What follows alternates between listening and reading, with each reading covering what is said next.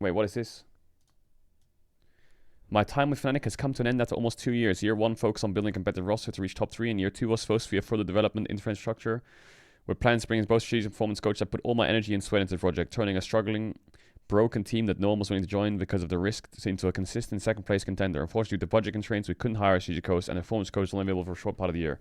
This left a bittersweet taste, as I couldn't really fully realize my vision for the project. Nonetheless, bro, I spoke to Nightshare a lot. I actually think this guy is super smart about the game, and he's really gets on really well with all the players. And I thought he was a great coach in the times that I saw him. He definitely, just think about the Fnatic that he joined. You remember that Fnatic that was in fucking ruin and roster swaps were happening every single split, and like they couldn't find any success? He had to come in and fix it all. From that to make them consistently second place on paper is pretty, like, what more can you ask for? What more can you ask for, really? Obviously, like, winning a split would be nice, but there's only so much you can do. I think Nightshare was a great coach. I think I would be very surprised if an LEC team doesn't hire him. Can you explain the team situation? I can't explain the team situation yet. I hopefully should be able to explain it. Hopefully I can explain it soon. I can't give you any spoilers or anything, but yes, it's yeah, you'll see. You're not able to talk about the London fan meet yet. I also can't talk about the London fan meet yet either. That's hopefully going to be talked about today. I think. I can check for you. There's a few things that are going to be announced today, which is going to be epic. And then the team stuff, I hopefully can announce on the Saturday. On the Saturday. I can tell you how the team's going to work, where it's going to be, what it's going to do. But I can't tell you the whole roster, because some players are unable to be announced until around a week and a half, 2 weeks from now.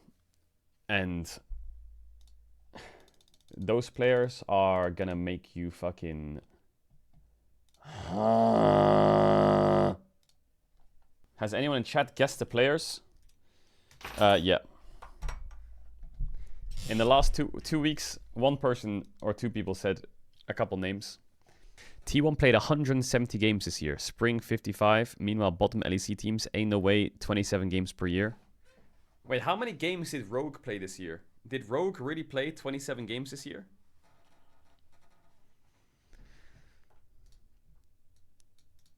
And T1 played 170 games. 170 games plus Red Bull match, advertising, sponsor events, teaser filming, compulsory streaming. Faker trading with Chovy on 1-digit HP. Wait, hold up. I feel like playing Jarvan. I don't know why. I just woke up today and I said, I'm going to play Jarvan.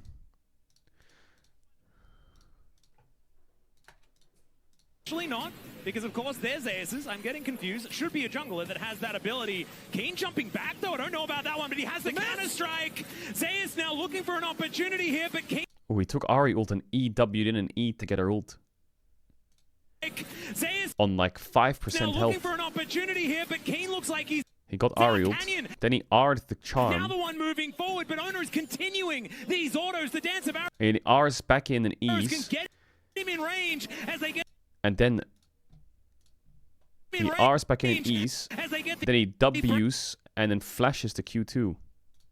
These autos, the dance of arrows can get him in range as they get the bramble smash to slow. I think he's doing this so he can base. Canyon down. Impale's going to be dodged. Otherwise, he's hard stuck under turret. For the stun. Canyon on about 1 health, and Owner cannot dive the turret. He needs a push out. But he must know RES no TP and she's so he can actually stay. Flash. And make sure that he keeps that summoner available. And then push a wave in. So he actually gets prio by losing his flash. Because his jungler maybe doesn't have time to save him. It's actually crazy, you know? Look at that lane state. Actually not, because of course there's Aces. And then I skip here. It's crazy, no? Look at her health, look at his health. He lost his flash for it, but at least he can push out. Canyon down, Impale's going to be dodged Jesus. Jesus. That's a ballsy way to trade. But I guess Ahri does have grasp. Oh man, really? Lehens was... Oh man, I feel so bad for Lehens. Oh, Lehens, man. I mean, Lehens had a really rough series. I mean, I'm sure he put a lot of blame on himself. And I think, yeah, for sure, you can look at Lehens and blame him for the series. But Lehen's year overall was insane.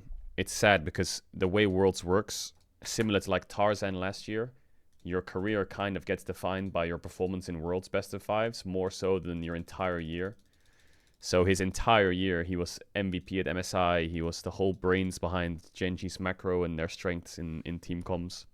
But because of this one series, people will say it's just bad, which is the sad truth of like Worlds. And that same thing happened to Tarzan last year. He was like the domestic GOAT. He has like one bad series against T1 and everyone thinks he's washed. But yeah, I feel really bad for Lehens. Poor Lehens. Because at the end of the day, these people are human, you know? They have feelings. And I mean, he's heartbroken, right? I don't think you need to tell him that he played bad. I think he's very aware of it.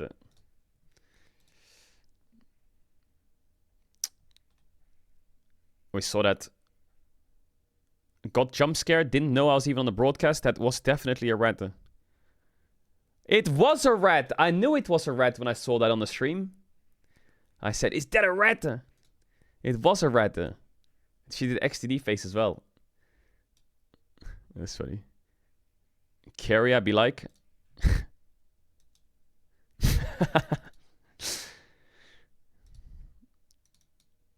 I love Zeus's face in this. He's just like this. NPC style. It's good. This was a very good meme. Did anyone tweet this? Genji knocking out FlyQuest, ban Smolder. T1 after losing 4 LCK finals in a row to Genji, losing 10 series in a row to Genji's in 2023. I have pretended to be mentally retired for 7 years. The 5th trophy is for FlyQuest. Zeus POV. Oh my god, I was waiting for someone to make a montage of Zeus's face. Because he was completely zoned out during this whole series. Like his appearance. Like when they won, he was like... When he walked on stage, look at his face.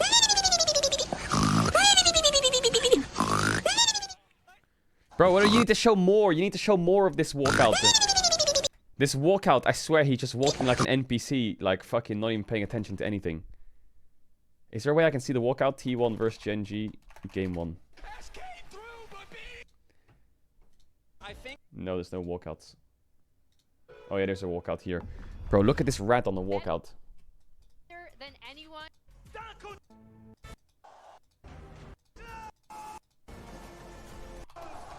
Look at him. Look how he's like fucking half asleep. Look at him.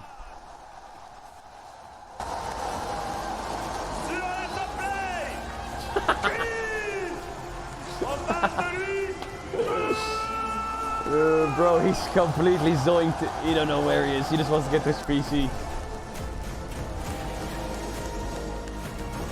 Nah, bro, that kid is so fucking funny. 11 years, 7 Worlds Finals, 1 Faker. Riot only invests in Faker's career. No, him going 7 out of 9 Worlds Finals and 9 out of 9 in semis and at least top 4 in all MSIs gave him a lot of worldwide exposure for 11 years. He marked himself. Yeah, I think the Faker story wrote itself. I think the broadcast has done great over the last 12 or 11 years to like obviously make Faker the staple and the face of it all. But Faker did it with his own performance too. I don't understand where... I've seen this a lot recently, this narrative of like the broadcasters only built up Faker, so when Faker leaves they're gonna have a problem. How is this like a thing all of a sudden? Like, what do you want the broadcast to do? Do you want them to like magically fucking make them superstars?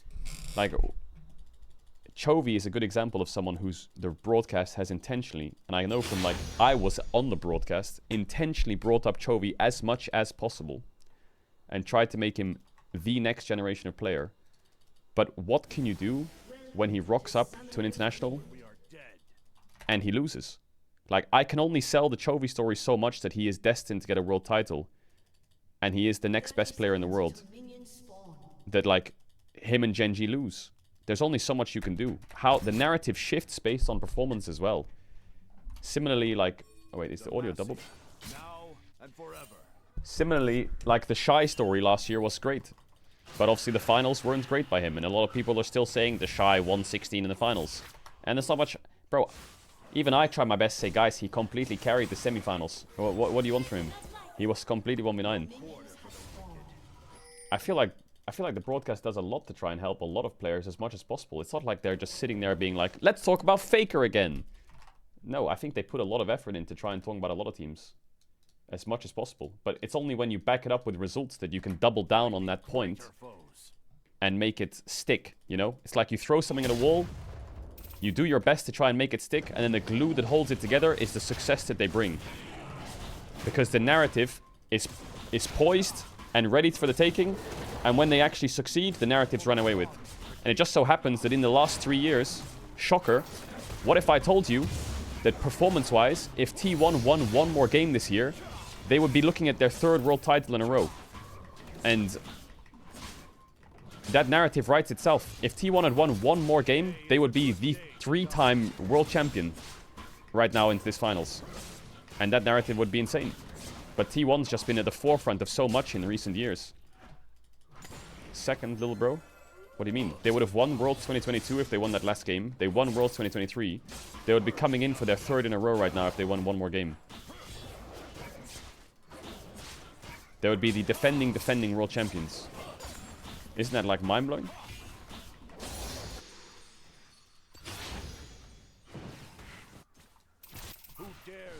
I'm not here to glaze or anything, but I just feel like this whole idea of like League depends on Faker. It's like, yeah, true, but what other player has come out and actually won Worlds and been as consistent when Chovy is the forefront of like this thing of like we need to build up Chovy more? It's like, bro, I feel like internationally he's been brought up a shit ton. He just needs to win Worlds and then he can be brought into that category.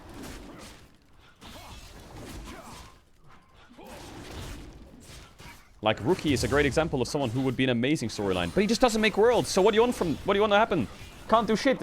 If Rookie made Worlds, that's amazing. The Rookie storyline has been sitting there brewing for like 4 years. He just never makes it. It's ready. It's in the pot. It's just we can't turn the fucking stove on. What about Knight? Well, Knight was brought up a lot during their MSI win. But again, the Knight story comes back to last year, where T1 versus JDG. T1 slammed the door in their face. All of these hype players that are like almost taking over the storylines. Do you know what happens and why Faker's the forefront of all of it? Because he's the one clapping their ass. Like, if JDG beat T1 in that series last year and they made the Golden Road, then the narrative would write itself. Like, it would be completely run away with.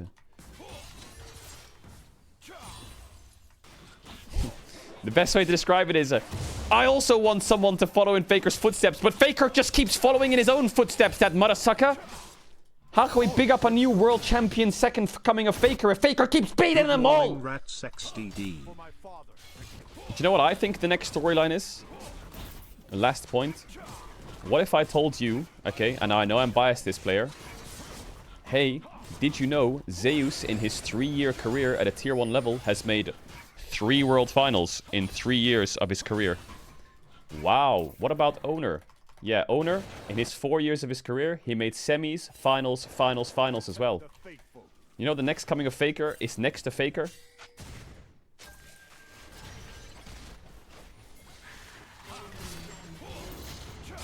It's not against Faker. He's not on the the next comings and the next people of League, I think right now, are not on the opposite side of Faker. I think they're right next to Faker. Tell me another top player in his. Tell me another player in their career that's made 3 world finals in their 3 years of a career. Oops. Like even Bin. Listen, I think Bin is an insane player. Don't get me wrong. But Bin, what's his track record of worlds? 2020 finals. Let's go, man. 21. I don't remember. 22. Cheers from Argentina. Semis, quarters. This is his 2nd finals, and he's made 2 semis, I think, or some shit. Oh, let's go, man. Sorry, chat. When I queued up this League game, I should have been brain on. But this topic, like, I just hate this narrative. Flash over. Just canceled. Wait, Caedrel just canceled it. I just don't. I don't know.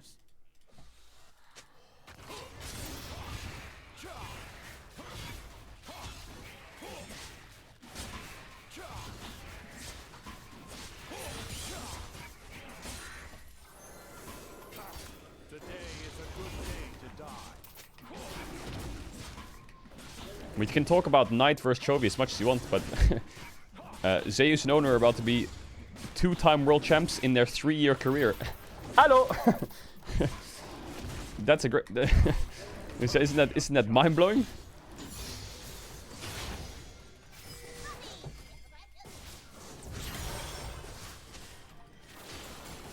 Not that I'm saying that should be the narrative, I'm just saying you can frame it in many different ways. For my father, the king. Is this Raka like brain off or what the? Why you take my kill, cuh?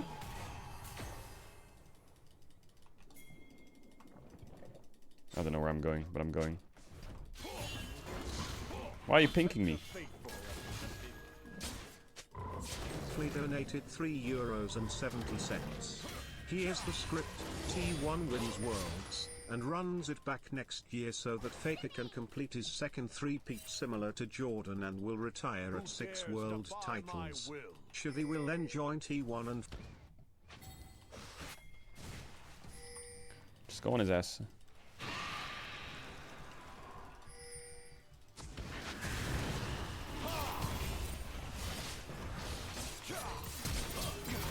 Why do you...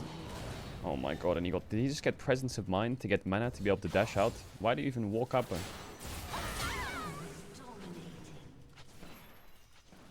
Enemy jungler is 6-0. Enemy top laner is 4-0.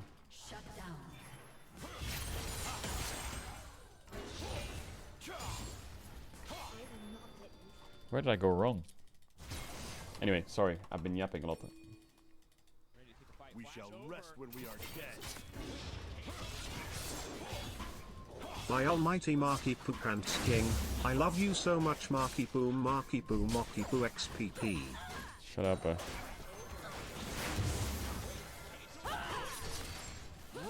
Are you going to have Reckless on the stream before he goes home?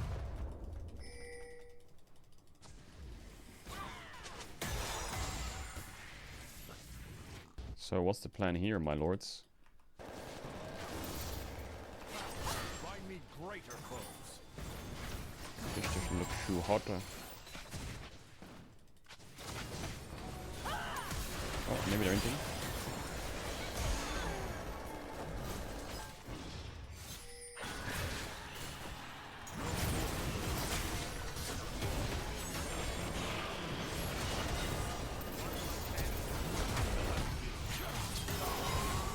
I'm mega useless. Oh my god, I'm mega useless.